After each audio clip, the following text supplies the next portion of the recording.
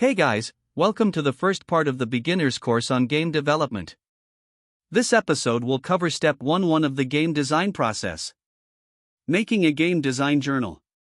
The importance of this step is so that when you begin making your game you do not feel lost and abandon your game in the middle of the process. Think of this as your professional diary where you can vent if something does not work, and once you are done with the game it will be even more satisfying. Another important point is if you have not made a game before on Unity or any other engine, I highly recommend you first create a copy of a simple game such as Pong. And to keep building small-scale games before you move on to the big leagues, otherwise your game journals will be pages long, and you will end up burning out before you even finish your game. I'll leave some PDF downloads of examples in the description as well as my own finished version. As you continue to watch you will see why these journals are important, as they will make your life easier later on in your process. The most common conventions used when creating a journal are: 1. Use simple language. 2. Do not over-outline and keep the bare minimum. 3. As you become more experienced you will be able to write more concisely on what you want. If you ever join a team of game developers, the journal is helpful for keeping the entire team organized and on the same page no matter what department they are a part of. But for now, follow me as I go along with the process. The best way to learn is to see it getting built in real time. And you will know the general structure of the journal. First things first is the overview. This is where your elevator pitch for the game goes and will be the beacon for your development process. When you want to add something that's not in your journal, the question you will ask is whether that aligns with this pitch. Next up is your core mechanic. This is the single mechanic your game is based around. Most smaller style games or indie games follow this structure. If you get this right in your game, then the rest of the game will become good with less effort needed, as most players are willing to forgive certain elements within a game if the core mechanic is good. After that is the core gameplay loop. This is where you will be spending most of your attention at, as it is the defining factor on whether a game is a once-off experience or something you keep thinking about even after you play it. The gameplay loop is directly tied to your core mechanic, and for me it is player keeps eliminating by shooting at them. This will keep repeating as the game is played.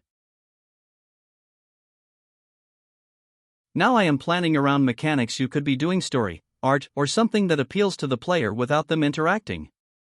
So the micro design is the little things the player will experience. This is mostly for you and most players will not notice it there, but it will feel weird if it's not present. As my game is a shooter, I should worry about common conventions when it comes with shooting. And on the other side is the macro design. Players actively notice if this is present or not, because this will be the core motivation for why they are even playing your game beyond the initial stages of learning. Do you have an upgrade system or currency? The question is, what do you want your players to earn from their session and the coming ones after? The last thing, but optional, but this is how I usually do it, because when I am into a project I tend to hover around from game to game and try to get inspiration from everywhere. But the thing is, you need to be organized. It will be difficult to incorporate 2 different shooting styles. For example, my shooting will be inspired by Resident Evil 4 Remake and the movement mechanics will be like 007 Last Light. My goal of this project is to create a game that makes you feel cool as you stylishly eliminate enemy NPCs for as long as you want. The closing for this video is that game design journals are mostly freestyle but have a certain structure to them. This structure is personalized to you. But the general rule is that if you show this to a non-game developer, they should be able to understand what you are trying to. This journal is also the correct way to start a game so that you do not get lost or burn out. It acts as a goalpost for the project because, as I will teach you in later videos, game design is not about finishing, it is about iterating over and over again, and if you are endlessly iterating on a mechanic you will never finish or regard your game as finished.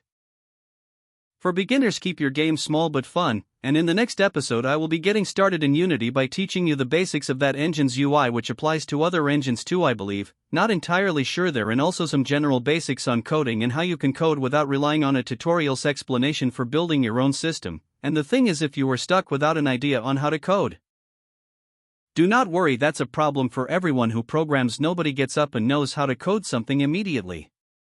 Research must be done first and then you will be able to make your code, while yours, so it is good to get into the habit of researching, and in the next video I will be showing you how to do that efficiently, so if you are interested, please subscribe.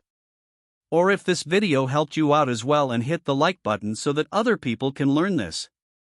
Thank you and goodbye.